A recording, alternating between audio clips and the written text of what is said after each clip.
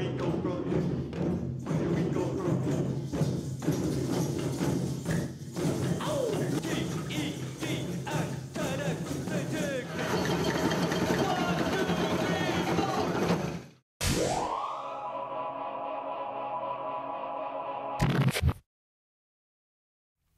So, as I said, communication, we don't do enough of it.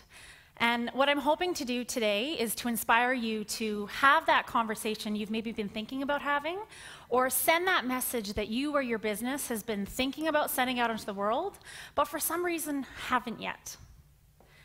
As I talked with friends, family, coworkers, and acquaintances about my TEDx talk, I realized how much my personal world has informed the marketing communications professional that I've become. And so I think I have a thing or two to share about communication, and I challenge those of you who don't believe this. Communication is underrated. Now, I absolutely know that this is challenged for many reasons. I experience them every day, but not the least of which was when people would ask me, so Jessie, what are you talking about for your TEDx talk? And I'd say, oh, you know, just how communication can totally change our world. And they'd pause, and I could see them really struggling with the concept. So the theme of this TEDx event, where do we go from here? And I love this theme. And as I thought about where we are going as it relates to what I believe is a lack of effective communication in our world, where we're headed, I don't think as great a place as it could be. The world is filled with people of different races, backgrounds, ways of thinking, and ultimately perspectives.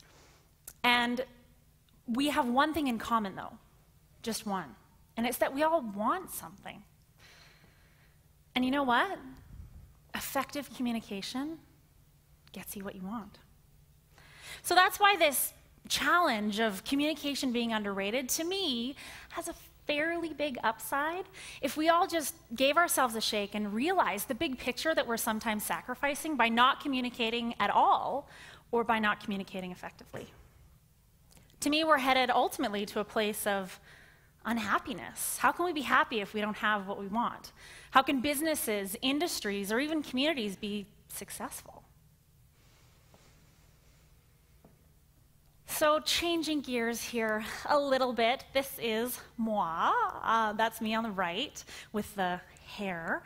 That's me and my cousin. I think I was probably about 4 in that picture. Happy kid, great upbringing, incredibly shy. I am talking so nervous of people that I didn't know. And I know for those of you in the audience that know me now, you're probably thinking, yeah, right, but absolutely true. So that's why when my dad, God bless him, on a family vacation, challenged me to walk into the corner store and buy the little bottle of pop that I wanted so badly. That was the only way I was going to get it, is if I did this on my own. I was terrified. But the feeling, once I had walked into the store and came out with what I wanted, was exhilarating. I had conquered that really big fear of mine at the time and got what I wanted, the little bottle of cold lime crush on a hot July day. Now, simple example, and if only the world's problems were that easy to solve, obviously they're not. But that was a defining moment for me in terms of recognizing the power I have to change the path of my life and get what I want. So I use this same thinking. I talked about my personal informing my professional on this topic, and I use that same thinking now with the businesses and clients I work with. Marketing isn't just about a one-way communication anymore. It's about the customer often being involved in the dialogue. Social media, which we call in the industry word of mouth on steroids, which really is what it is now businesses talking to consumers, but consumers talking to each other about your business, about your product, about your experience. And that can be a terrifying thing for some businesses, but it's also incredibly powerful. And so what that requires at any point, though, is a business to effectively communicate to their customer what they want.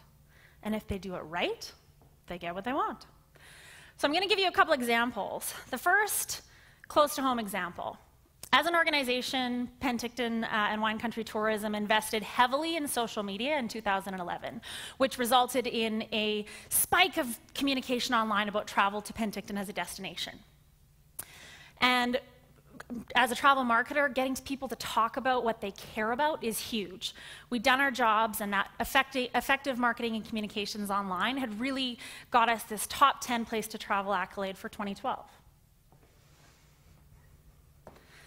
Now, an example that is kind of icky and also quite recent, the meat recall situation we're in right now with XL Foods. XL Foods, tainted beef originates at their plant. They do nothing from a communications perspective about it. They say nothing. What they would want is, to make this situation, go a bit smoother for them and to take accountability, but they say nothing. And as a result of that, it's very difficult to know whether this business will survive, make it through. They may not. So this is a simple example where you're probably going, well, obviously, Jessie, the result that would have come out would have been much more positive had XL Foods communicated effectively. And that's my point.